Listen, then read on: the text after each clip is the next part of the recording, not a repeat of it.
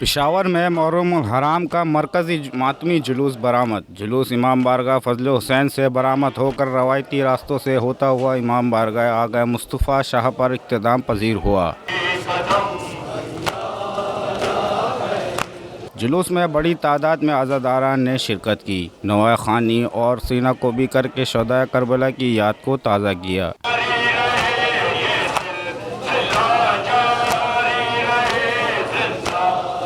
ये जुलूस तकरीबन 54 साल से पहले हुआ था, बरामद हुआ था।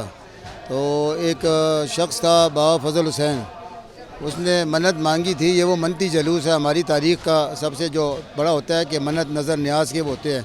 इसने मन्नत मांगी थी, इसको सज़ाए मौत हो गई थी। तो इसके बड़ों ने मन्नत मांगी थी कि अगर सज़ाए मौत ख़त्म हो गई तो हम गाज़ी अब्बास का निशान देंगे। तो ये बेसिकली पंजाब के रहने वाले थे, यहाँ पे आए, उन्होंने निशान दिया और तब से ये सिलसिला चल रहा है। जुलूस के लिए सिक्योरिटी के इंतहाई सख्त इक़दाम किए गए थे।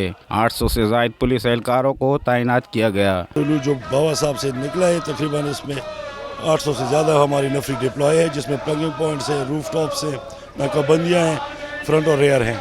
जुलूस के रास्तों पर अज़ादारान हुसैन के लिए शरबत की सवीलें भी लगाई गई थी।